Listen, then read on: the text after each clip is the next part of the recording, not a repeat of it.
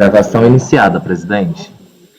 Obrigada. Estamos retomando, então, aqui nossa última sessão de junho, dia 25 de junho, na parte da tarde. Voltando do intervalo, vamos, então, iniciar o julgamento do processo número 324 da pauta, contribuinte Refratários Bandeirante Limitada, de relatoria da conselheira Ana Paula. Isso. Bem, esse processo aqui é um processo de contribuição previdenciária. O contribuinte apresentou uma impugnação, a DRJ ela julgou improcedente e a turma ordinária deu provimento ao recurso para relevar a multa que foi aplicada. Aqui, só para lembrar a vocês, é aquela questão da multa, deixa eu só achar o nome para não esquecer, que tem a previsão lá na súmula 47, aquela multa que é aplicada em razão das obrigações das sucessoras. Só que aqui não é isso que sobe, né? Não é se aplica ou se não aplica a multa. O que acontece é que tem uma previsão dentro de uma instrução normativa que fala que você tem algumas formas de fazer pedido de relevação da multa.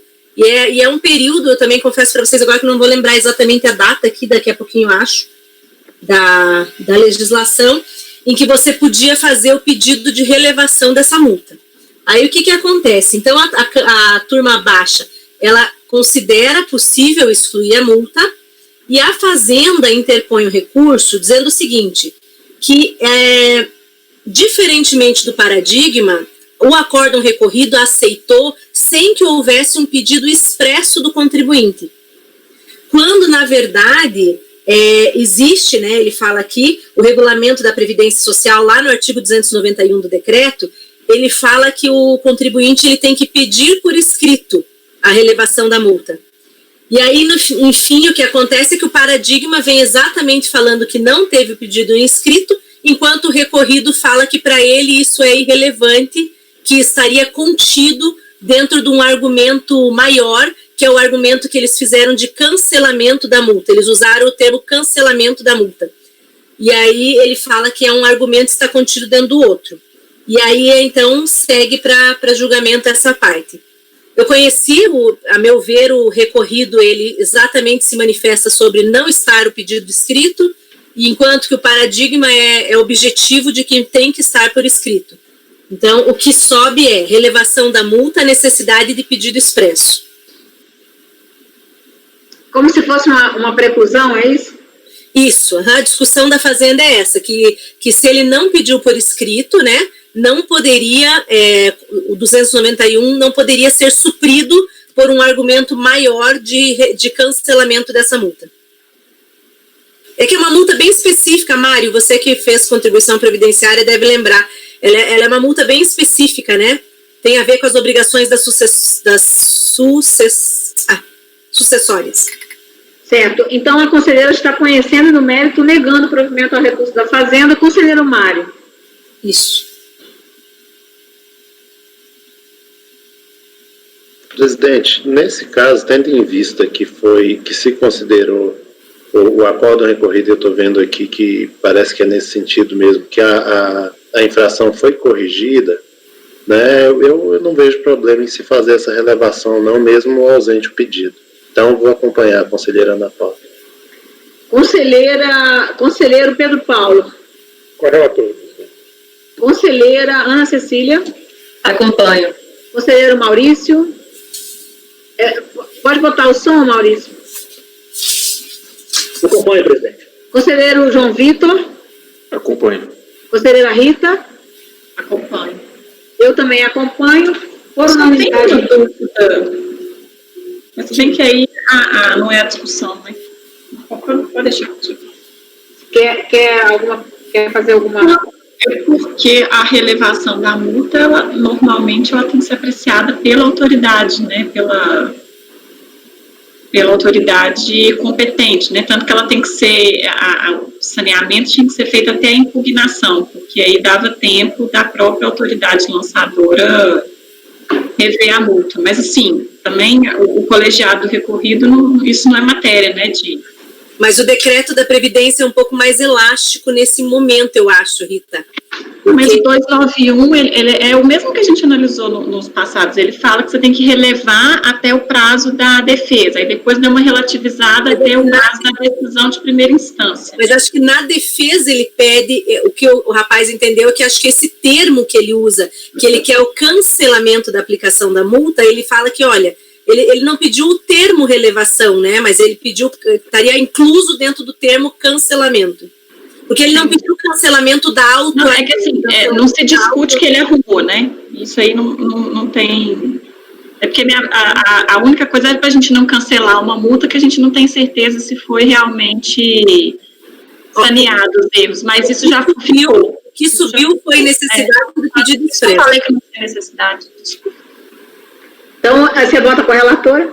É isso? Sim, então eu também voto com a relatora, por unanimidade de votos, conhecer do recurso no mérito, negar-lhe provimento. Agora, o 325 da pauta, de interesse do contribuinte Maurício Leonardo, foi retirado da pauta por solicitação da PGFN, e também o 326 da pauta, Banco Rendimento SA, que inclusive teria sustentação oral, foi retirado da pauta também por solicitação da PGFN. E aí, então, vamos para o 327 da pauta de interesse do contribuinte Inepar Administração e Participações S.A., de relatoria da conselheira Ana Paula.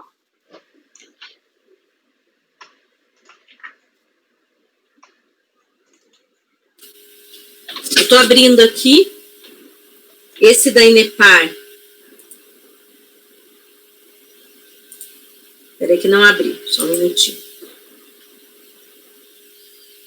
Bem, eu vou falando, não abriu, mas eu já vou contando o que é. Esse da Inepar é um embargos de declaração, numa daquelas que a gente julga com a questão de decadência, se volta ou não volta, ficou no dispositivo, né, que era com retorno. E aí, no caso, houve os embargos para dizer que não tinha necessidade de retorno, porque todas as matérias já tinham sido apreciadas. Aí ele foi dado seguimento pela presidência para que eu corrigisse essa parte do com retorno. Aí eu contei a historinha ali, doutora Marilena, né, do que aconteceu, e eu coloquei onde se lê, pelo exposto, conheço do recurso especial interposto pela Fazenda, para no mérito dar-lhe provimento, contudo com retorno à Câmara ACO para apreciação das demais questões, eu troquei por então, leia-se, pelo exposto, conheço do recurso especial interposto pela Fazenda Nacional, para no mérito dar-lhe provimento, ponto. Certo. A ementa não tinha nenhum erro, porque essa parte do retorno não vai na ementa, né? E nem no corpo do voto eu não tinha escrito nada sobre isso. E daí ficou só o dispositivo. Certo. Então, é só para acordo com os membros do colegiado em conhecer do recurso no mérito dar-lhe provimento. E aí, no seu foto, com retorno, para excluir da conclusão do voto a referência à necessidade de retorno. É isso, então, né? Isso. Tá. Qual é o número do acordo embargado e a data? 9202 007 296. A data é 23 de outubro de 2018. Demorou para subir esse, né? Para voltar? Bom, então a conselheira está conhecendo e acolhendo os embargos de declaração para sanando o vício apontado no acórdão número tal, que depois eu vou aqui na proclamação falar, excluir da conclusão do voto a referência à necessidade de retorno ao colegiado recorrido. Isso. Certo? Porque a parte dispositiva já saiu correta. Conselheiro Mário. Acompanhe a relatora, presidente. Conselheiro Pedro Paulo. Acompanhe a relatora, presidente. Conselheira Ana Cecília. Com a relatora. Conselheiro Maurício. Relatora, presidente. Conselheiro João Vitor. Relatora. Conselheira Rita. Relatora. Eu também acompanho a relatora, então, proclamando o resultado do número 327, por unanimidade de votos, conhecer os embargos e acolher os embargos declaratórios para sanando o vício apontado no acórdão número 9202 007-296 de 23/10/2018, é isso? Uhum. É 23/10/2018,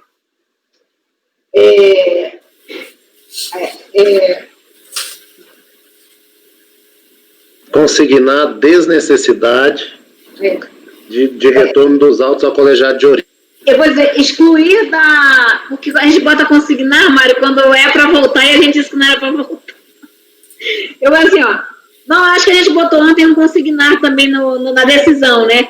Aí eu estou dizendo só assim, ó, excluir da conclusão do voto a referência à necessidade de retorno, o que já estava no recorrido certinho, na parte dispositiva.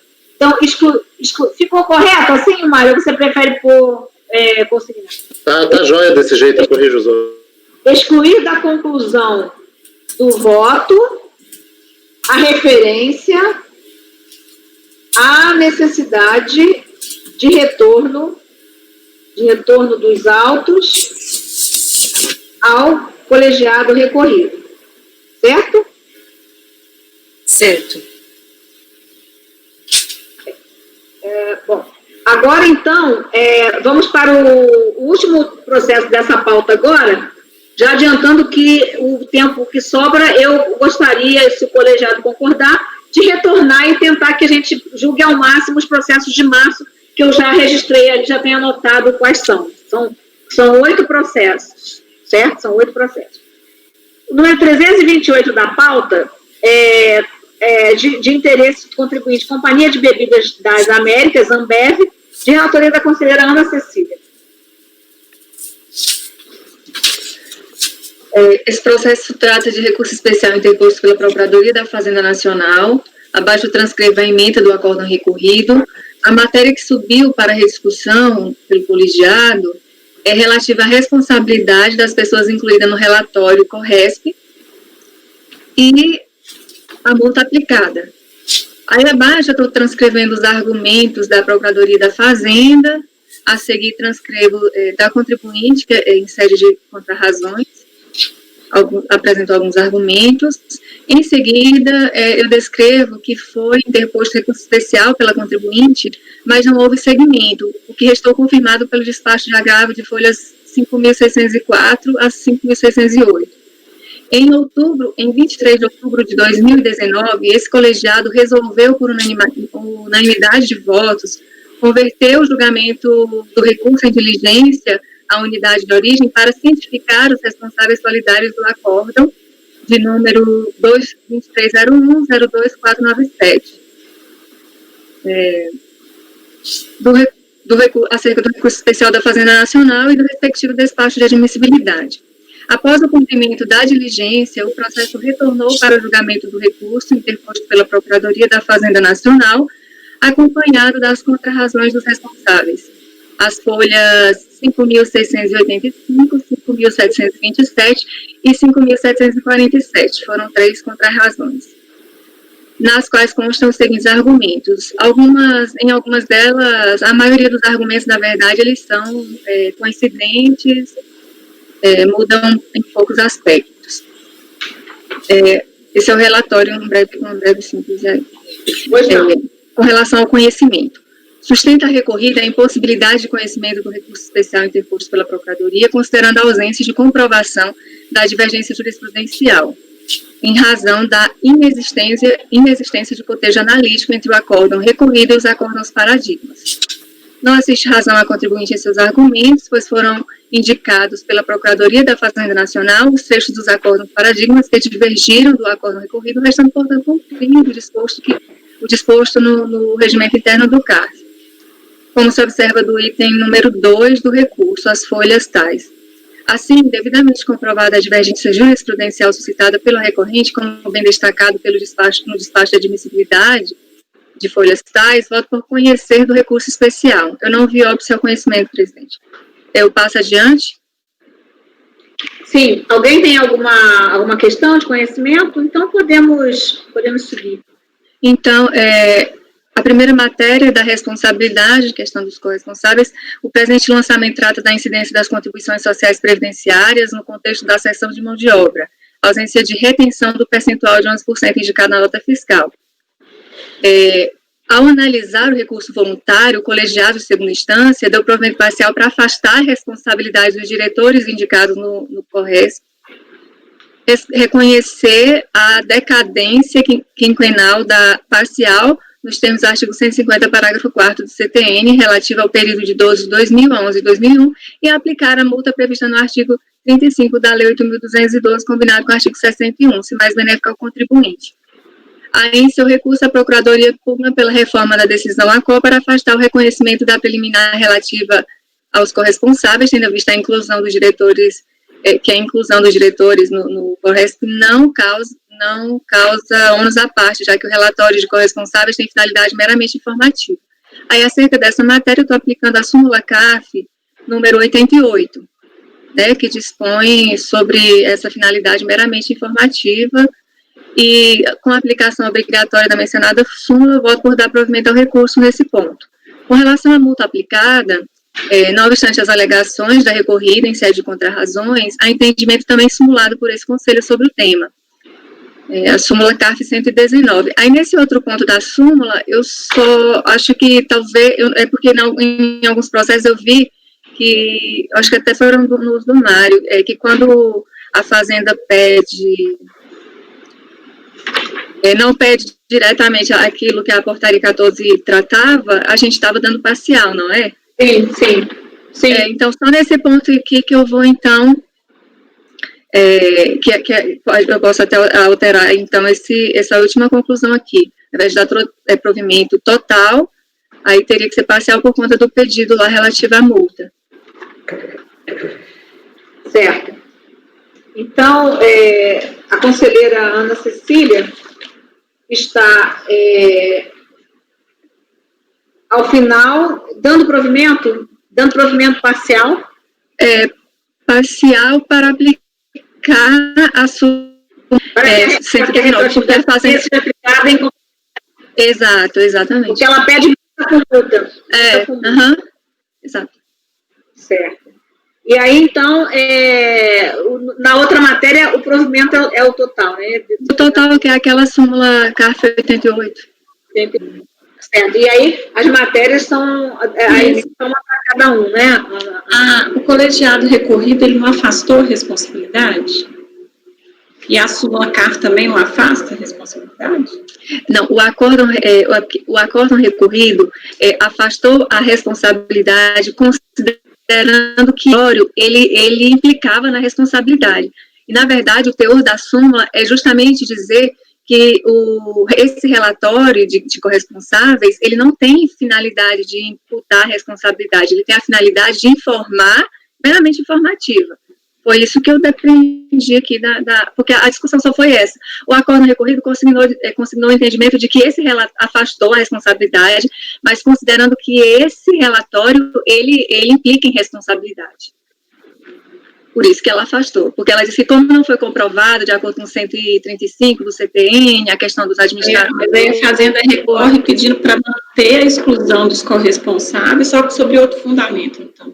Não, ela não quer, ela não é nem essa situação, ela só quer afirmar, na verdade, acaba sendo mantida essa exclusão, mas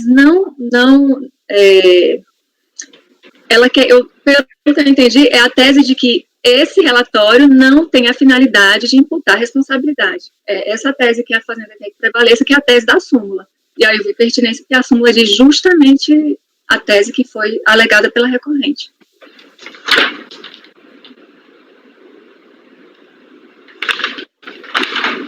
E o acórdão paradigma também, ele trata, eu achei que ele comprova exatamente a divergência que foi criada aí, suscitada.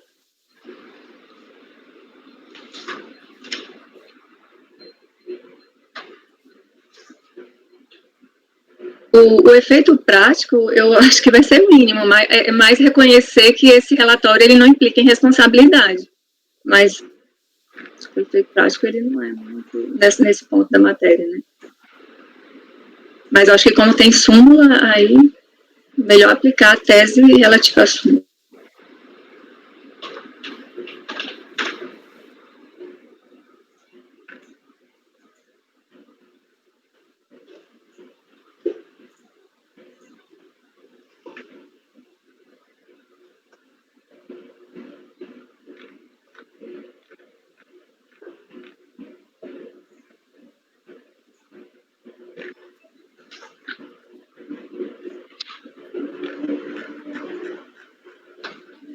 Se você quiser dar uma olhada no recurso especial, Rita, tá na...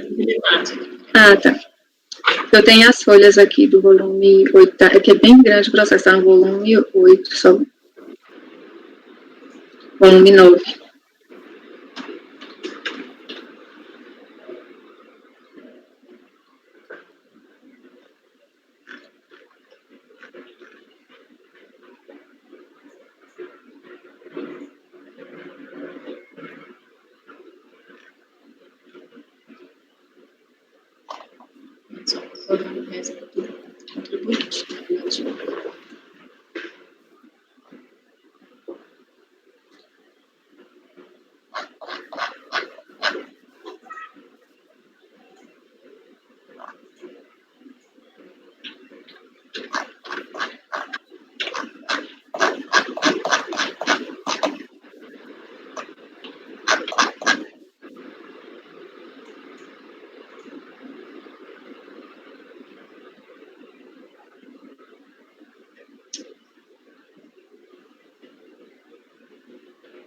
Qual volume? 5. 8? Tá no volume 8. 8, Rita. É na folha 37.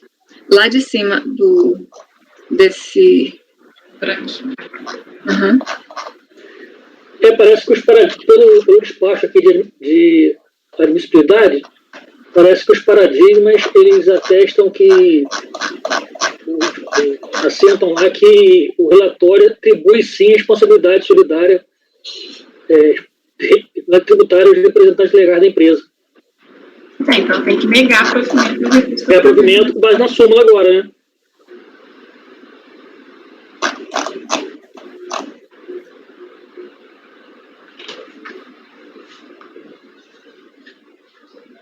O que a Fazenda fala no recurso dela é bem sucinto, assim, são 3 parágrafos quando ela fala dessa matéria, mas o último parágrafo, que é o mais, que explica melhor, portanto, a preliminar que versa sobre o relatório denominado corresponsáveis deveria ser rejeitada, pois o referido documento não causou qualquer ônus na fase administrativa para os elencados, vez que se trata de peça meramente informativa.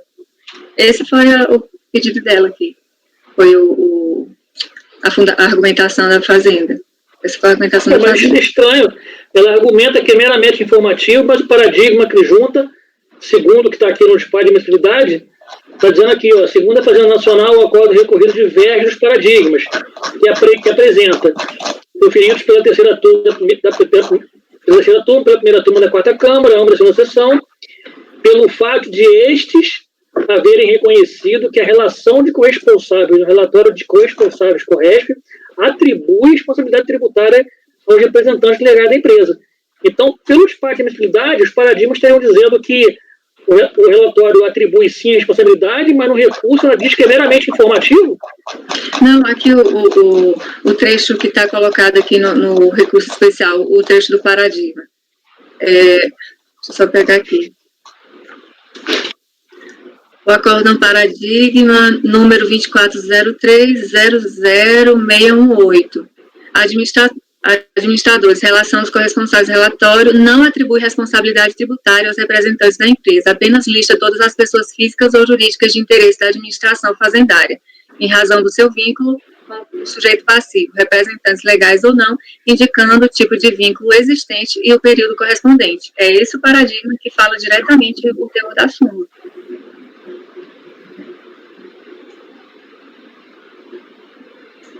Eu escutei, Maurício. Parece que o despacho de admissibilidade está dizendo outra coisa, então, sobre os paradigmas. Da censona. Eu acho que ele pode ter escrito de forma errada. Quando ele mencionou paradigma, ele quis mencionar recorrido.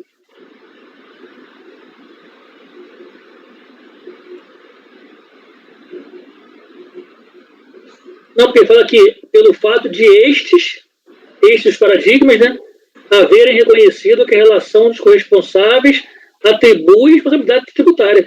Quem disse isso foi o recorrido, quem atribuiu. Por isso que eu estou entendendo que o paradigma só fez remissão errada. Ao invés de se referir ao recorrido, referiu aos paradigmas. Sim. Porque o recorrido, ele não afastou a responsabilidade por ausência de comprovação de conduta dolosa? Ele falou assim que a indicação no relatório de que os responsáveis, ela atribui a responsabilidade aos administradores. Essa foi a tese recorrida. Aí ele disse assim, olha, como isso atribui, como essa informação constante nesse correto responsabilidades dos administradores, e não foi comprovada infração à lei, e cita aqueles requisitos que tem no CTN para se atribuir a responsabilidade, como não foi comprovada esses requisitos, então, deve ser afastada a responsabilidade. Então, ele entendeu que esse relatório implica, sim, em responsabilidade. E a tese da súmula, que é a tese do paradigma, que é a tese sustentada pela Fazenda, é no sentido de que não atribui responsabilidade, que é uma peça meramente informativa. Qual que é o interesse de agir da Fazenda de recorrer a uma decisão que para ela, então, era favorável? Não, mas aí tem uma questão, peraí, isso já tem suma, é porque no momento da execução, isso aí não tem nada a ver com o processo administrativo fiscal, a Fazenda, ela pode arguir, não, isso sem relação nenhuma com o processo administrativo fiscal, pode arguir a responsabilidade dessas pessoas na condição de administradores por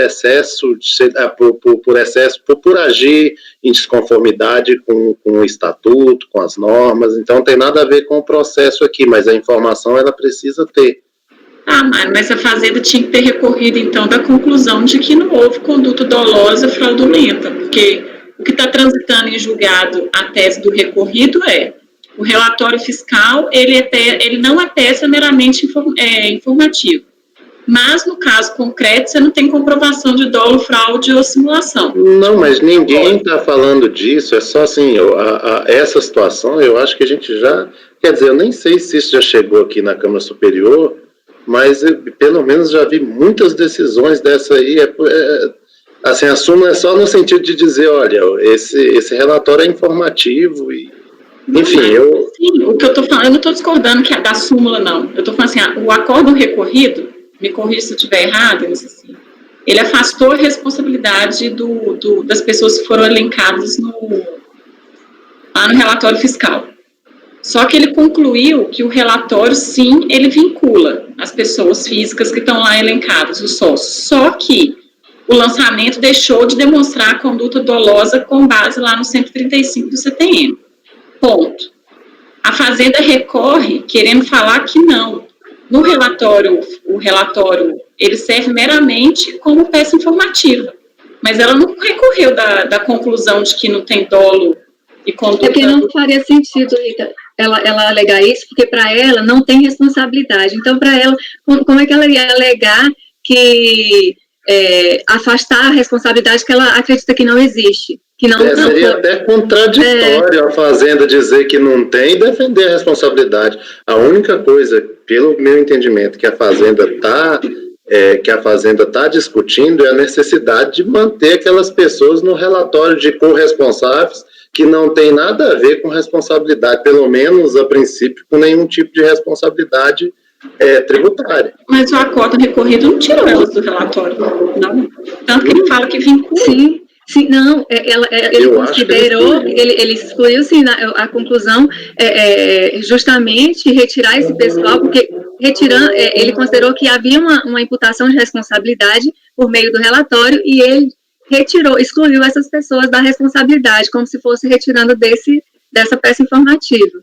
Então, isso já seria um prejuízo, né, porque devem constar para fim de informação. Mas, assim, a decisão aqui não tem relação nenhuma com atribuir responsabilidade tributária para ninguém, viu, Rita? Eu estou dizendo assim, a decisão adotada pela... Eu não estou preocupada com isso também, não. Estou preocupada se a Fazenda teria interesse de agir, mas tudo bem. Interesse recursal, né? Mas já estou... Ok? Podemos votar? Então, a conselheira está conhecendo do recurso e, no mérito, dando provimento, não é isso? Eu estou dando parcial por conta da multa, a questão parcial para aplicar a súmula, STARF 119. Porque, como a Fazenda tinha pedido para comparar as multas, aí fica... Eu nem acho tão importante, mas como o pessoal está adotando assim, eu vou seguir a mesma... Vou adotar, né? Certo. Então, mas aí, Luana, se a decisão de recorrida retirou esses responsáveis desfez a relação com a empresa, né? Sim. Então, você está negando o provimento ao recurso da Fazenda com relação a esse ponto? Não, eu estou aplicando a súmula, eu estou dando provimento ao recurso da Fazenda nesse ponto, e o parcial, Maurício, é só por conta da questão da multa, porque a Fazenda... Tá, desculpa, eu entendi o contrário, desculpa. Tá. Então, é só a questão da multa, como o Mário fez nos votos dele, Okay. Eu estou seguindo a mesma linha. Quando a Fazenda não pede a aplicação da súmula, ou não pede para que seja aplicada a cesta de multas, a gente aplica o provimento parcial para aplicar determinada a aplicação da 139. Sim, conselheiro Mário. Eu acompanho a relatora, presidente. Conselheiro Pedro Paulo. Eu acompanho. Desculpa, conselheira Ana Paula. Conselheira Ana Paula, desculpa, Ana Paula. Isso aqui vai... Eu acompanho. Conselheiro Pedro Paulo. Acompanho, presidente. Conselheiro Maurício. Acompanho, presidente. Conselheiro João Vitor. Eu acompanho. Conselheira Rita.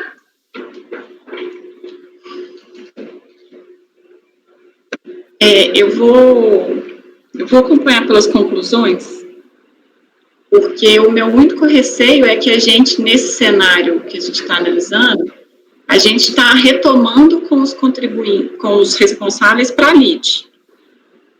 Sendo que o contribuinte, os responsáveis, eles já tinham uma decisão favorável a ele, no sentido de que a conduta deles não era caracterizadora de responsabilidade tributária, né? Rita, esse risco não vai correr, nunca porque estiveram na lide, Rita. Então, eles não foram, o que a súmula fala é que eles nunca foram responsáveis, que esse relatório ele é meramente informativo. Só que como para o relator e para o colegiado ACO, esse relatório ele imputaria uma responsabilidade, aí eles resolveram afastar e excluíram todas aquelas pessoas que tinham sido elencadas, eles excluíram da lista do CORRESP. Aí a Fazenda ficou sem essa informação, sem essa lista informativa. Mas, pelo teor da súmula, ela é meramente informativa. Sim, então, eu acho que ele não teria como agora a Fazenda imputar a responsabilidade. A decisão recorrida, da forma como ela foi colocada, numa eventual execução fiscal, os sócios já não poderiam mais ser incluídos no processo. Agora, eles podem ser incluídos no processo para responder. E aí, claro que a Fazenda vai ter que demonstrar, nesse caso, a conduta dolosa, mas, assim, fato é que a decisão recorrida já era mais favorável. Mas, enfim, eu vou acompanhar pelas conclusões. Eu também acompanho a relatora. Deixa eu só ver. Opa, tem um cachorro aí. Deixa eu só ver como é que eu vou registrar isso, para não parecer que se negou provimento ao primeiro, a primeira matéria. A primeira matéria, como é que ela está sendo chamada, hein, Rita? Desculpa, Ana Cecília, como é que ela deixa eu só ver como é que está aqui. Só do CORRESP, né? Só da corresponsabilidade.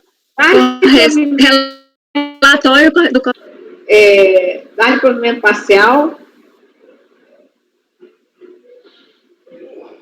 Eu vou registrar em separado. Uhum. Dar provimento dar-lhe provimento, vou botar assim, porque eu já sei como ela vai dizer assim, mas o voto dela está dizendo que deu provimento, é que está dizendo que é parcial, só na segunda, parece que só na segunda, né? Dar-lhe provimento quanto à primeira matéria, não estou nem dizer qual é, né, que você já está botando como primeira aí, né? E, relativamente à segunda matéria, aí assim, dar-lhe provimento parcial para que dar-lhe provimento parcial, certo? Fazendo às vezes embargo, parcial para que a retroatividade benigna seja aplicada em conformidade com a súmula CAF 109, ok? Exatamente, isso. Né, Mário? Então a gente registra desse jeito. Por unanimidade de votos, conhecer o recurso no mérito, dar-lhe provimento quanto à primeira matéria e relativamente à segunda matéria, dar-lhe provimento parcial para que a retroatividade seja aplicada em conformidade com a súmula CAF 119. Quando só tem a matéria da súmula, fica claro, mas assim, quando tem as duas, pode parecer que a primeira como deu essa discussão toda em relação a essa questão da sombra, do Boresp, né? Bem, gente, então, nós poderíamos, então, terminamos essa pauta agora da tarde, e aí a gente tem processos que a gente agora tem inúmeros processos que ficaram de fora e não deu tempo de julgar. Eu, então, estou propondo que nós julguemos, então, a gente dê preferência a julgar aqueles processos que estão voltando de março, certo? Para que eles não voltem pela uma segunda vez. Então, nós temos, primeiros, lá na pauta das 9 horas do dia 23, nós temos o 34 e o 35. Então, vamos para o 34, pode ser? Alguém tem alguma restrição a isso? Não. Então, o 34 é o contribuinte, número 34 da pauta, de relatoria do conselheiro Mário, o contribuinte, obras sociais da paróquia de Vitória do Mearim.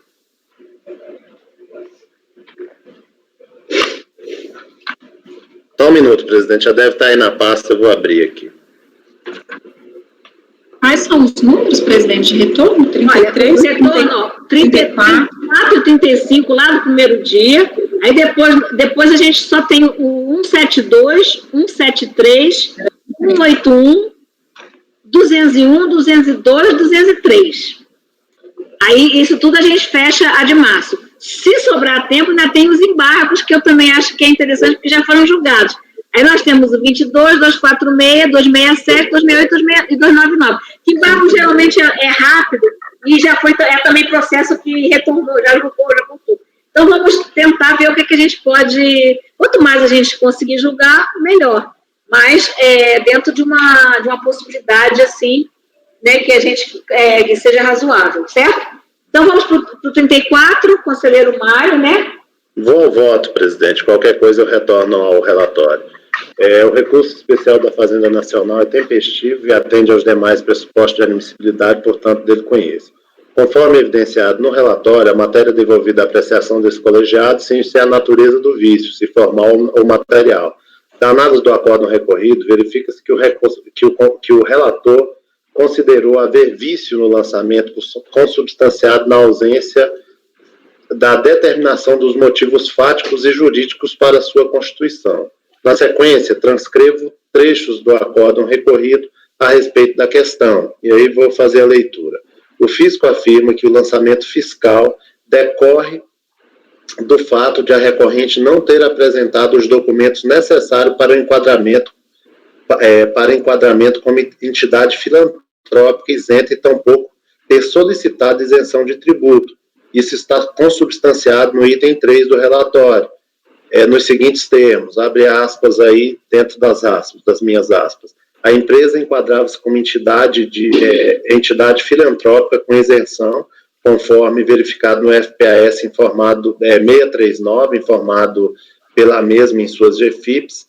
Entretanto, não apresentou documentos necessários para tal enquadramento solicitados no termo de procedimento fiscal e tampouco solicitou isenção de tributos à RFB. Dessa forma, procedemos ao levantamento dos fatos geradores como empresa normal e fizemos a representação fiscal para fins penais e tal. Mais embaixo, destacado, pois bem, ao analisar o presente processo e respectivos documentos, aí estou voltando para o recorrido, acostados aos autos, verifica-se em sede de preliminar que o lançamento fiscal deverá ser declarado nulo, eis que os elementos fáticos probatórios que o compõem não registram de forma clara e precisa a fundamentação legal ensejadora da autuação, não estando em conformidade com a legislação. Só um segundo, Mara, que a doutora Marilena está falando alguma coisa. Está tendo um ruído. Se a gente pudesse, então, enquanto o conselheiro vota, só manter os microfones desligados, porque está um... Tá bom, um cachorro. Então, eu vou voltar mais um pedacinho aqui no voto, vou reler de novo. Pois bem, ao analisar no voto, digo no acórdão recorrido, no voto condutor do recorrido, ao analisar o presente processo e respectivos documentos acostados aos autos, verifica-se em sede de preliminar que o lançamento fiscal deverá ser declarado nulo, eis que os elementos fáticos probatórios que o compõem não registram de forma clara e precisa a fundamentação legal ensejadora da autuação, não estando em conformidade com a legislação tributária, nem com os fundamentos da Constituição Federal de 88. Mas mais embaixo também, grifados, todavia a autoridade tributária não traz a adequada fundamentação jurídica relativa a tais elementos fáticos utilizados como fundamento da autuação. Qual é a legislação e os requisitos garantidores da isenção que a autoridade tributária entende que não foram cumpridos? Quais os documentos necessários para o enquadramento como entidade filantrópica a que a autoridade tributária se refere? Qual a norma que exige a solicitação de isenção? Em que termos? A autoridade tributária não esclarece nem apresenta elementos jurídicos para sua exata definição. Um pouco mais embaixo também grifado, contudo, na medida em que a autoridade tributária não apresenta os dispositivos legais nem esclarece os fundamentos jurídicos do lançamento, incorre em vício na autuação. E aí transcrevo mais uma opção de coisa lá embaixo. De se destacar, no presente caso, o vício vai além de simples ausência de apontamentos da disposição legal infringida no auto de infração e na notificação de lançamento, não se tratando de mera fundamentação deficiente, situação em que se tem entendido que o vício é de natureza formal. Então, em virtude de tudo isso, o acórdão recorrido, ele entende que o vício é de natureza material e não meramente formal. E aí retorno ao meu voto. No presente caso, verifico que a autoridade fiscal constatou, vou tirar que o sujeito passivo efetuava declaração em GFIP com o código 639, o qual é usado para as entidades em gozo de isenção.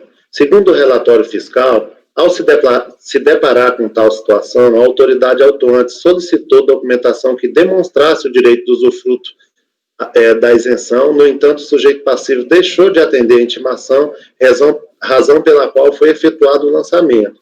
Em sua impugnação, o sujeito passivo alega que possui os certificados necessários para demonstrar que se trata de entidade beneficente de assistência social, bem como que atende às condições exigidas na Lei 8.212, artigo 55, incisos 1 a 5, para a obtenção do certificado de entidade beneficente de assistência social, CES/SEBA, como de fato se pode observar nas atividades da associação. De igual sorte, no recurso voluntário, o sujeito passivo alega que possui direito à isenção, nada arguindo a respeito da nulidade do lançamento.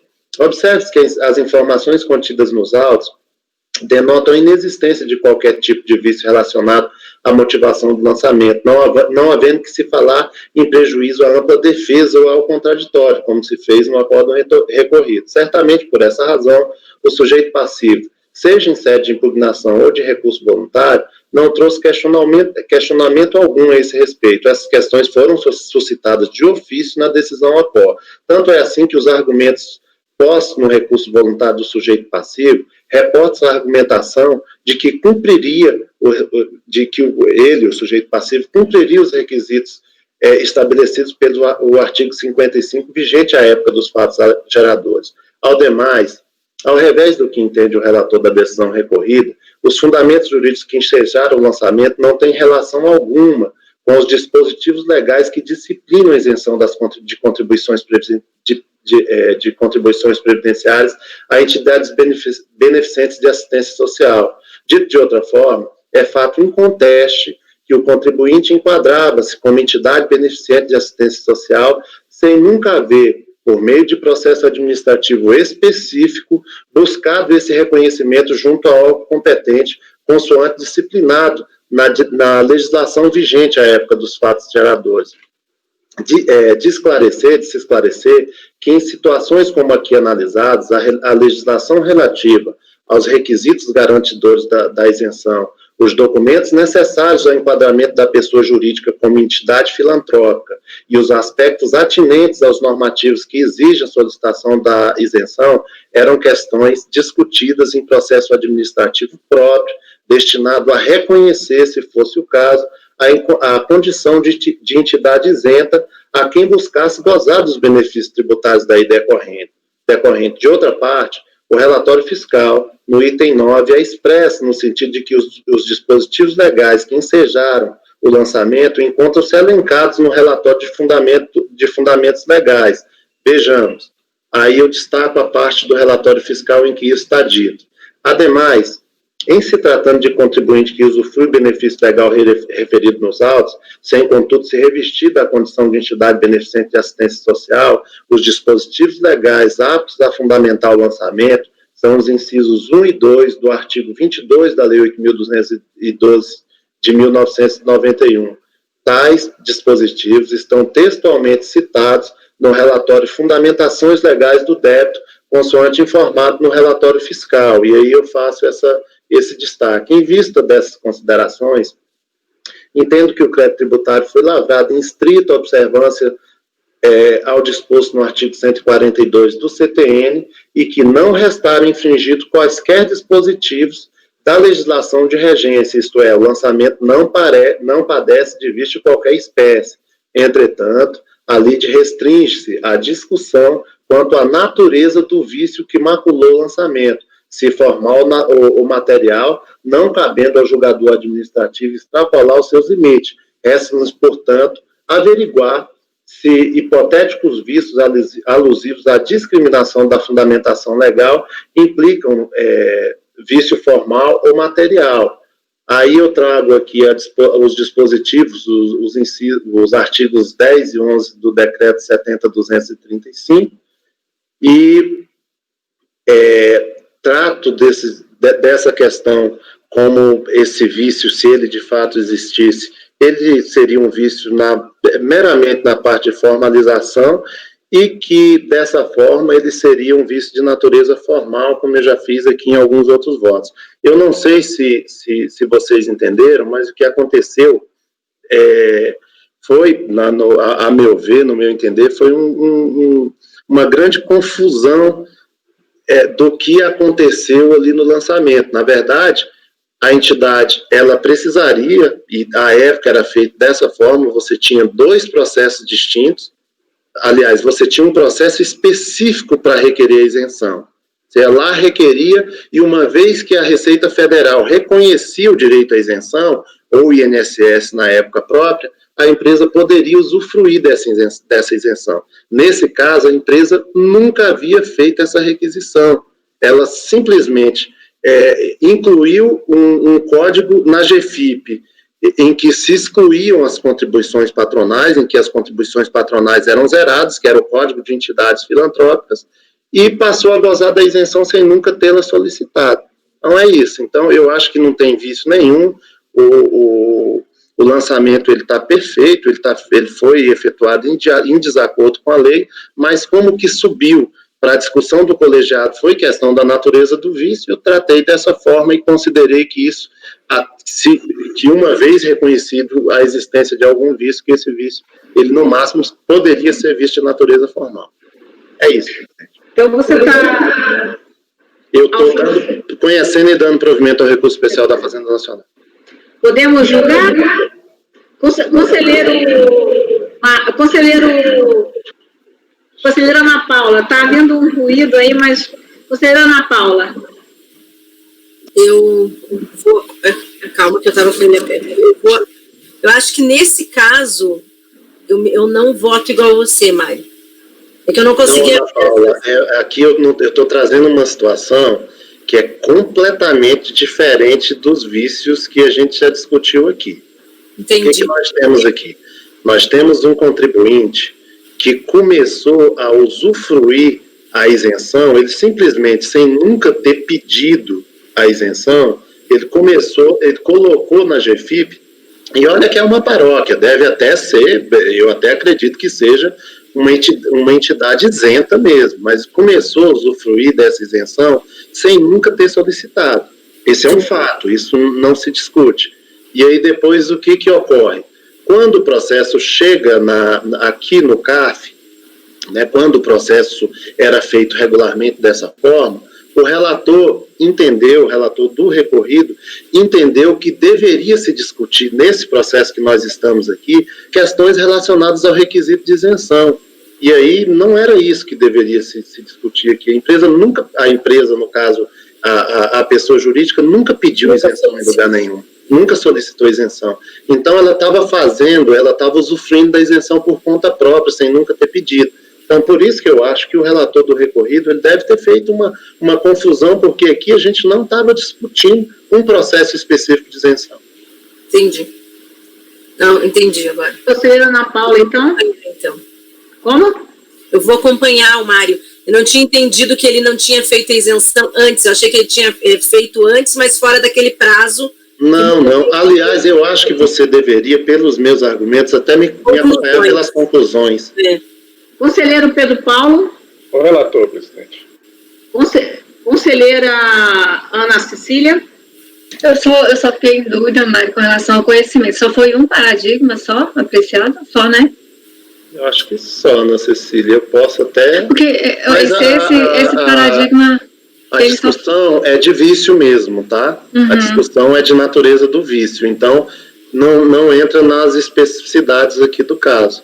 É só, assim, um vício... Assim, se é material ou formal. É material ou formal. É porque nesse acórdão recorrido, ele é bem sucinto, o recorrido, ó, paradigma, esse 108.08499, né? O paradigma. Então, ele é bem sintético, ele trata até de RPJ, ele fala o seguinte sobre esse tema. E no tocante à preliminar de nulidade, ante a falta de descrição suficiente no auto de infração, também entendo ser improcedente, pois o mesmo preenche todos os pressupostos legais em sua elaboração. E a autuada demonstrou pleno conhecimento da matéria em sua defesa, não constatando qualquer irregularidade. Afora isso, o desmembramento do processo tal serviu como forma de facilitar a defesa do contribuinte e também a apreciação pelos órgãos julgadores. Pelo exposto, rejeita as preliminares. E parece que era essas informações podiam ter constado desse outro documento, desse outro processo, né? E aí é só isso que ele fala sobre essa nulidade, né? Sim, nós temos dois, né? O paradigma, só isso que ele toca. Esse paradigma aí está dando a entender que é ausência de nulidade. Hã? Não? Esse paradigma... Não, ele está entendendo que no tocante à preliminar de nulidade, ante a falta de descrição, também entendo ser improcedente. Ele fala que é improcedente essa nulidade que o contribuinte suscita. Eu acho esse pois o mesmo preenche todos os pressupostos. Se não há nulidade, não foi acolhido. Isso, exatamente. A segunda. É o seguinte, Ana Cecília, eu acho que é um paradigma normal de vício, descrição insuficiente dos fatos. Eu fiz uma leitura do acórdão recorrido aqui, e ele vai exatamente nisso. É claro que cada acórdão tem suas especificidades, mas para mim a questão de fundo é exatamente a mesma, não descreveu de forma adequada os fatos geradores. Eu estou considerando nulidade por vício formal e o outro estava dizendo que era por vício material. E é isso que está no despacho também. Uhum, exatamente. Aí ele fala que foi a questão da descrição. Ele fala que a descrição foi suficiente, né? No caso, o paradigma, a descrição foi suficiente no auto de infração. Não, no paradigma, ele não pode dizer isso, porque senão ele estaria afastando o vício. Ele com certeza ele vai estar dizendo... Não, que foi suficiente. Hã? A descrição foi suficiente, ele diz. É por isso que ele não acolheu o vício. Ele julgou improcedente Será que você está no paradigma correto? Porque... Pois eu tô com dúvida. O que está aqui no exame de admissibilidade em relação à matéria, que a única que foi dado seguimento, a natureza do vício formal material, está falando, de fato, em situações, mediante análise dos autos, vislumbre similitude das situações fáticas nos acordos recorridos e paradigmas. Ele bota os dois para as duas matérias. Motivo pelo qual eu entendo que está configurada a segunda divergência, que é essa do vício. De fato, em situações semelhantes em que houve insuficiência ou imprecisão na descrição fático-jurídica do fato gerador, os paradigmas declararam a nulidade dos respectivos lançamentos por vício formal, enquanto que o Areste Atacado afirmou haver, no presente caso, vício material. É isso que está no... Não, ele só conheceu parcialmente. Sim, ele só deu segmento parcial. Deu segmento parcial, a primeira matéria não. Por isso agora, que é porque essa é a natureza que dita. É porque, assim, no paradigma, ele está mencionando essa essa questão da descrição, né, constante do relatório, mas ele não especifica o que ficou ausente na descrição, se foram os fatos, se foi a imputação dos artigos, qual foi a definição que faltou, aqui não está específico. Já que no recorrido, ele fala expressamente que quando a fiscalização não observa sua atividade os elementos intrínsecos, que no caso foi a motivação fática e jurídica da incidência da lei, ela certamente estará infringindo a disposição legal pertinente, importando na existência de um vício material. Então, aqui, restou consubstanciado que foi ausência de motivação fática e jurídica. Lá no paradigma não tem essa especificação, não. Fala que foi o que o contribuinte levantou foi uma questão de insuficiência na descrição do relatório. Mas insuficiência de quê? Insuficiência com relação deixou de especificar os fundamentos legais, ou insuficiência deixou de discriminar o fato gerador? Qual foi a insuficiência lá naquele paradigma? Ana Cecília, se nós entrarmos nessa discussão, porque para mim, eu não vou voltar, aí a gente vai ter que rever tudo que a gente já fez aqui em termos de conhecimento a respeito dessa matéria. Então, por exemplo, para mim é totalmente diferente. A isso, é exatamente o que a gente vem fazendo aqui já em diversas ocasiões. Eu entendo assim, é uma questão... Você não entende que é bem diferente, por exemplo, se for uma insuficiência na descrição, que seja relativa só à ausência de determinação do artigo, do enquadramento legal, do fundamento legal, não é diferente da ausência de descrição. O que você está fazendo? Você está partindo de um acórdão que é bastante genérico e está querendo dizer que o específico não se enquadra nele. Eu acho que se enquadra. O acórdão recorrido nos presentes autos, ele realmente é mais específico, mas eu acho que o específico se enquadra perfeitamente nessa situação que você está colocando, que é mais genérica. É que, por exemplo, eu não tenho certeza se lá ele afastou a nulidade, por exemplo, simplesmente porque o contribuinte estava arguindo que tinham deixado de especificar a fundamentação legal, e daí ele conseguiu.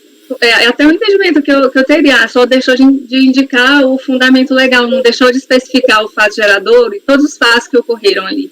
Então, eu não sei se isso foi a razão dele decidir, ou se foi a razão dele decidir que, mesmo sendo uma situação mais grave, de descrever... no recorrido, ele está se reportando ao artigo 142 do CTN, né? Artigo 142 do CTN. E aí... ele se reporta também ao artigo 10 do... Não, eu já formei minha convicção. 235. Oi? O presidente perguntou se eu queria pedir vista. Eu falei, não, que eu já formei minha convicção. Eu estou dizendo assim, eu estou lendo aqui trecho do paradigma. O paradigma se reporta ao artigo 142 do CTN e ao artigo 10 do decreto 70.235.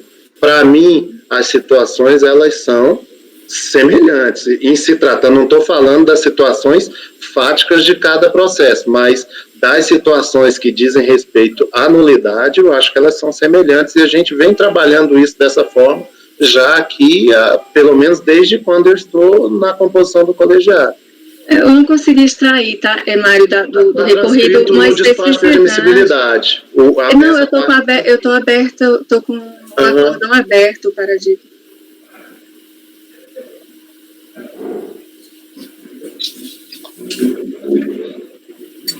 É que, na verdade, no caso concreto, parece que, na verdade, o que o acórdão recorrido queria é que fossem trazidos para o lançamento os dispositivos que tratam da isenção. Eu acho que o que o acórdão recorrido fez foi assim... O lançamento falou, ele nem me pediu para ser entidade isenta, então não precisava nem explicar o que é a identidade isenta. Deixa eu fazer uma leitura aqui da parte... Eu já tinha consignado aqui que estava unanimidade no conhecimento. O conselheiro Anacília quer levantar uma preliminar de não conhecimento? Sim. Então, para a gente não entravar isso aqui, o conselheiro relator está conhecendo, o conselheiro Ana Paula acompanhou, não é isso? Isso, tá? Tá, conselheiro... Aí a gente passou para o conselheiro Pedro Paulo. Acompanhei. Conselheiro Ana Cecília, Não conhece, porque você está Isso. Aham. Pelos razões que eu já coloquei. Conselheiro Maurício. Não, sua voz. Conheço, presidente. Conselheiro João Vitor. Conheço. Conselheira Rita. Isso. Eu também conheço. Então, por maioria de votos, conhecer do recurso. Vencida a conselheira Ana Cecília, que não o conheceu. Sim, no mérito, aí sim vamos, o conselheiro já deu seu voto, né? E aí vamos voltar ao mérito. O conselheiro Mário está dando provimento ao recurso da Fazenda, entendendo que nem sequer existiria vice, não é isso, Mário? Mas que dentro dos limites do recurso seria um vice formal. Esse foi conselheiro Mário. Conselheira Ana Paula. Eu vou acompanhar. Conselheiro Pedro Paulo. Acompanho. Conselheira Ana Cecília. Com relação ao mérito, eu acompanho o relator. Conselheiro Maurício. Acompanho, presidente. Conselheira Rita. É eu que vou votar. A Rita. Desculpa. Uma coisa não é outra. Desculpa. A Rita só não esqueça, porque eu sei que sempre é a penúltima antes de mim. Desculpa, não tem a ordem da mesa para ajudar, né? Desculpa, o João Vitor falou tão sério que eu até achei que estava... Nossa, oh, meu Deus! João Vitor, por favor, eu estou raciocinando aqui, esse processo está dando um pouco de trabalho para chegar numa conclusão. Como bem exposto pelo relator, não se discute mais nesse processo a questão da existência ou não do vício. Aqui a matéria que foi devolvida para nossa apreciação é sobre a natureza, se ela é formal ou material. E tendo sido admitido, como foi admitido na decisão recorrida, que houve uma descrição insuficiente do fato gerador e falta de fundamentação legal, isso para mim impacta o lançamento, impacta a própria materialidade do lançamento. Então, na minha ótica, o vício ele é material. Então, assim, tudo bem que o processo ele pode estar enviesado, enfim, mas já não se discute mais essa questão da natureza do vício. Então, tendo sido afirmado que, como eu disse, erro na descrição do fato gerador de enquadramento legal, até, na verdade, o que consta é que não havia sequer fundamentação legal. Para mim, isso diz respeito à materialidade, o vício é material, então eu vou divergir. Certo, então o conselheiro está negando provimento, né? Negando provimento. Certo, e conselheira Rita? Vou acompanhar o relator pelas conclusões. Eu também acompanho o relator.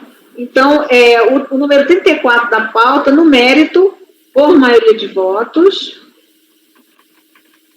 dar provimento ao recurso, vencido, né, só o conselheiro Aldinute vencido, né, a Rita pelas conclusões, é isso? Eu vou com as conclusões do meu também. Conselheiro, ok, vou colocar, João Vitor, vencido conselheiro João Vitor, que lhe negou o provimento. Aí votaram pelas conclusões, as conselheiras Ana Paula e Rita. Só, né? Só. Agora vamos para o 35. 35, conselheira Ana Paula. É o símbolo, lembra que você tinha falado quando a gente começou a tentar julgar esses três, né? A gente ficou no primeiro. Símbolo, editora e comunicação integrada, número 35 da pauta. Isso. Então, esse processo aqui... Vocês estão me ouvindo bem? Sim, perfeito. Para mim, tá. Perfeito. Ótimo. Bem, esse processo aqui, então, tem uma questão que envolve também contribuições previdenciárias, contribuição, e aqui especificamente a contribuição dos segurados empregados. Ela recorreu por causa do cartão de premiação. A DRJ julgou improcedente a impugnação da contribuinte. A turma ordinária ela deu provimento para considerar que haviam dúvidas sobre as circunstâncias materiais de fato e que deveria ter havido, então, uma interpretação mais favorável ao contribuinte no momento em que não houve aquele elo de ligação entre a relação entre o que foi pago, quanto seria o valor do cartão de premiação, quanto seria o valor do salário dos empregados, por se tratar especificamente de uma verba da parcela, né, de contribuição dos segurados, que a empresa retém e repassa. Então, em razão disso, a Fazenda Nacional apresentou embargos de declaração, alegando que a matéria julgada no acordo embargado fazia parte dos autos da principal e não da acessória, não cabendo discussão aqui no presente processo, mas os embargos foram rejeitados, então manteve-se a discussão da matéria principal. Então, a Fazenda entrou com recurso especial, pedindo a nulidade da decisão, com o argumento de que teriam julgado extra petita, e também um segundo argumento que seria, caso houvesse nulidade, que essa nulidade fosse por vício formal. Não subiu a questão do extra petita, porque não havia um paradigma que falasse especificamente do caso com alguma similitude, então teve um segmento parcial. Aí gerou uma grande discussão. O contribuinte foi citado por edital, processo sem contrarrazões, eles vieram para julgamento, e nós convertemos ele em diligência. Por quê? Porque não era muito específico o exame de admissibilidade. Aí, então, ficou com a seguinte, eu vou só ler aqui para ficar mais claro qual é o texto da resolução. A União alega que uma decisão recorrida deu provimento ao apelo, sustentando que não havia certeza em torno da omissão da empresa na obrigação de arrecadar a contribuição. Ocorre que esse assunto faz parte dos autos principais, NFLD 37, 017, 5000, não cabendo, portanto, uma rediscussão desses fatos no processo. O processo, versa apenas sobre multa aplicada em razão do descumprimento de obrigação acessória, e não sobre a apuração das contribuições omitidas, que é debate de outro processo, assim somente caberia nesses autos a contenda em torno das questões relacionadas ao valor da multa. Só que, havendo essa resolução, em novo exame de admissibilidade do recurso especial, foi negado o segmento do recurso da Fazenda. Aí ela acabou sendo um pouco prejudicada, porque tinha tido um problema no segmento, tinha sido conhecido, depois foi negado. Então, a Fazenda, lá nas folhas 160 e 162, ela apresenta agravo, arguindo que a admissibilidade do acórdão paradigma já tinha sido efetuada no despacho 2300-498 de 2012, de folhas 182 e 183, e que esse despacho foi omisso apenas em relação à preliminar, né? Mas que já tinha recebido aquela primeira matéria, então não podia agora ser mais grave quando vai para o complemento voltar tirando aquilo que ela já tinha, teoricamente, né, ganhado na admissão dela. Daí o despacho de agravo, ele decidiu da seguinte forma, que no que tange a preliminar de nulidade por julgamento extra petita, solicitada pela agravante, o recurso especial, com a previsão lá do artigo 67, representa um apelo de cognição restrita à demonstração de divergência na interpretação da lei. Assim, para que reste demonstrada a divergência, deveria a Fazenda ter colacionado, no que tange ao argumento de extra petita, um acórdão que reconhecesse a nulidade em razão do julgamento extra petita. Ademais, do despacho de admissibilidade de embargos, a alegação de que o acórdão recorrido excedeu o litígio dos autos não foi acolhida pela presidente da primeira turma ordinária. Com relação ao mérito do especial da União, que é a natureza do vício que conduziu o cancelamento da lavratura, embora alegue agravante a existência de identidade fática entre os acordos confrontados, por insuficiência na descrição e comprovação dos fatos imputados à contribuinte, verifica-se que o entendimento veiculado pelo exame combatido não é merecedor de qualquer reparo. Em caso, a conclusão do despacho agravado foi que falta de similitude entre os acórdãos sobre comparação impede a demonstração do dissídio jurisprudencial. E, ao final, decidiu, embora apresente os pressupostos de conhecimento do agravo, propõe-se que ele seja rejeitado, prevalecendo o segmento parcial ao recurso especial expresso pelo presidente da Terceira Câmara. Nesse ponto, então, a Fazenda Nacional tomou ciência desse despacho, que confirmou um segmento parcial do seu recurso especial sem o perdimento da segunda matéria que ele já tinha recebido. Eu fiquei um pouco confusa na época, por isso que eu até escrevi para a senhora. Só para complementar, o que aconteceu aqui? Se na resolução, quando voltou para lá para dizer assim, ó, tinha uma outra matéria e não foi colocada, se colocasse entre aspas, e como citação, o que estava no no despacho, no recurso da Fazenda, para dizer assim, ó, não foi julgada essa matéria, ó, ela está pedindo isso aqui. Não, foi colocado como voto, como a resolução, o voto da resolução. Aí a pessoa que fez a admissibilidade diz assim, eu não entendi, como eu não entendi exatamente o que é para fazer de novo, não estou entendendo. Eu faço as duas, vou fazer tudo. Aí foi isso, e aí desfez o que o outro fez, o que realmente não é possível.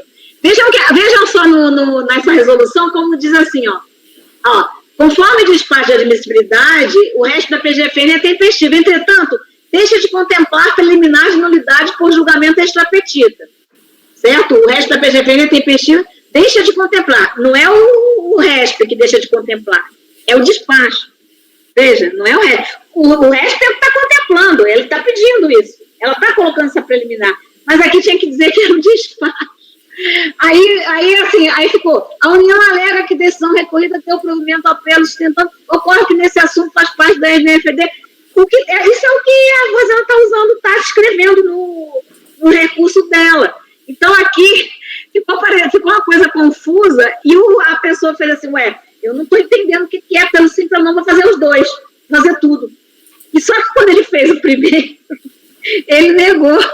E a gente já tinha tido segmento, isso não podia mudar. Mas, felizmente, isso foi resolvido no agravo, né? Aí voltamos a estaca zero do início, mas agora, dessa vez, com a segunda a matéria primeira, né? Que era essa nulidade aí por extrapetita, já analisada e não dá segmento referendado pelo agravo, certo? Só para explicar, mas o problema foi esse, que era assim, o resto da PGN é tempestivo. Deixa de contemplar preliminar, não foi o resto, foi o despacho. E aí poderia ter dito, olha o que está no resto. Aí, entre aspas, aí a pessoa ia ver, realmente, mas isso não foi. Essa era a matéria que não foi tratada. Enfim, foi o que eu pude depreender aí. A conselheira até me consultou nessa época, eu falei, não dá, a pessoa não pode perder. Fazer uma coisa que já tinha sido feita, era só um complemento, né? Certo. Foi um complemento aí que quase deu errado.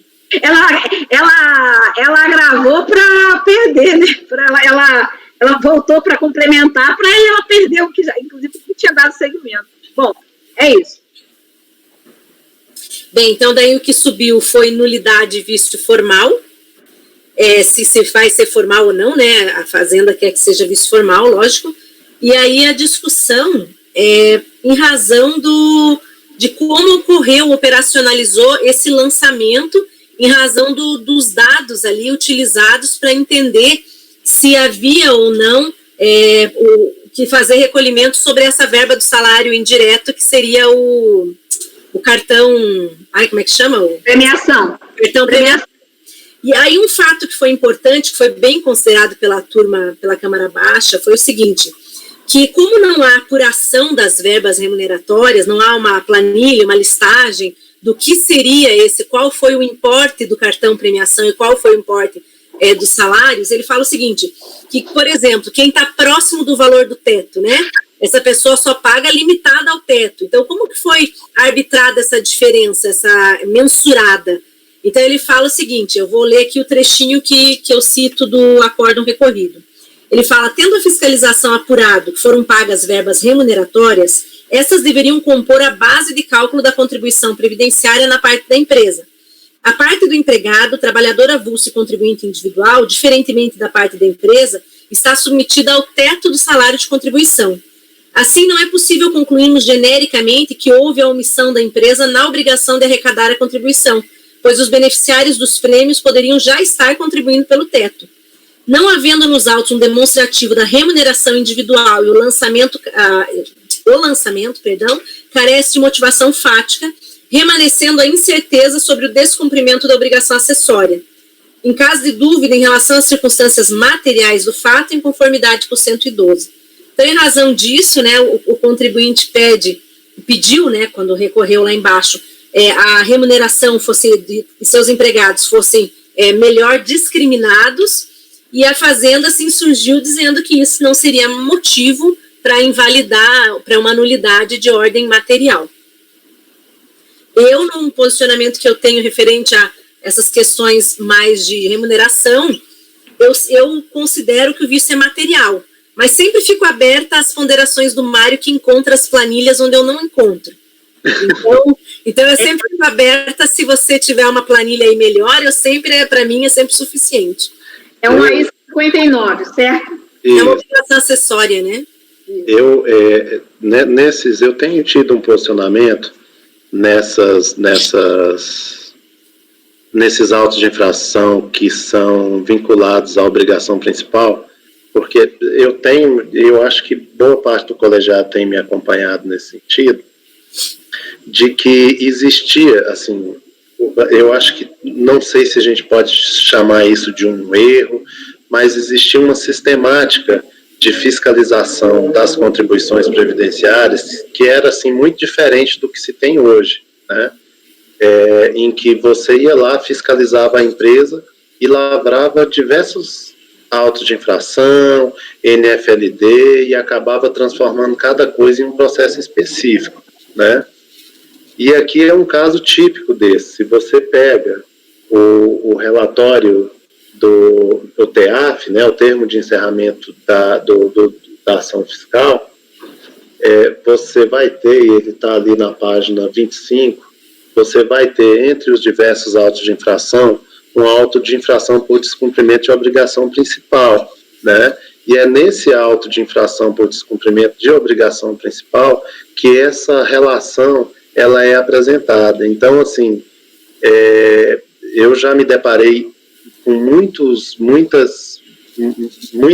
situações em que se diz, olha, não deu para ver isso, o contribuinte não teve acesso a isso, nem teve acesso àquilo, quando, em verdade, ele recebeu todo esse conjunto aqui, todas essas coisas de uma só vez. Ele não recebeu um auto, ele chegou lá e recebeu um conjunto de documentos onde essas informações estavam contempladas. Com relação a essa questão do teto, pode até ser que exista a questão aí a contribuição é por arrecadar e não sei o quê, né? Essa é aquela por você reter, né, as obrigações da parte dos empregados. Deixar a empresa de arrecadar, mediante desconto das remunerações, as contribuições de segurados empregados, trabalhadores avulsos. Na verdade, é a discussão da principal, né? Só que várias vezes sobe a discussão da principal, que é o fato gerador principal, para a decorrência acessória, né? Eu acho que, assim, é um caso típico de a principal tá atrelada. Eu tenho aqui eu posso tentar achar a NFLD, mas eu acho que tem um atrelamento, sim. Não vejo como julgar separado e não vejo como uma coisa tão grave assim o fato disso não estar de não estar aqui na obrigação principal, senão, assim, até do ponto de vista prático, você iria entregar os documentos repetidas vezes para o contribuinte exatamente os mesmos documentos. Então, assim, eu não sei qual foi o desfecho da obrigação principal. Vou pedir, presidente, até para que eu possa me posicionar e até pelo adiantado da hora, eu vou pedir vista desse processo para eu ver o desfecho da obrigação principal, ver se essas informações que estão sendo reclamadas no recorrido, se elas estão no processo de obrigação principal, para que eu possa me posicionar de uma forma mais adequada. Mas é isso, Ana, eu penso assim, se o contribuinte recebeu tudo isso e se a obrigação principal foi mantida, eu não vejo tanta necessidade desses documentos terem sido entregues também no processo de obrigação acessória para o contribuinte quando eles já foram no da principal. Entendi. Acho que a gente já conversou. Já discutimos isso algumas vezes aqui. Bom, então eu vou colocar aqui, vista ao conselheiro Mário, convertido em coletiva, a relatora conheceu do recurso e negou o provimento, não é isso? Isso. Nesse ponto, houve pedido de vista, ninguém mais se manifestou, e o processo volta no próximo mês. Vamos, então, tentar terminar. Eu acho que em pouco tempo a gente termina, porque são coisas, acho que simples. Por exemplo, eu vejo aqui, os próximos são os seus também, Ana Paula, que já estão vindo desde março, né? Mas o meu é bem aquele do CIPT que eu pedi para a senhora analisar, né? É o 172 e 173. Esse aí, se possível, eu preferia, se desse para pular ele, porque eu vi no voto do João Vitor que eu não fiz a análise direitinho das páginas lá do CIP, da aptidão agrícola. Pois eu te digo, folha 68 e folha... No 172 está na folha 68. No Acho que o apoio quer falar, hein? O apoio quer falar. Sim. Desculpe, Fabimar. Podemos interromper a gravação, por favor? Podemos sim. Gravação encerrada, doutor.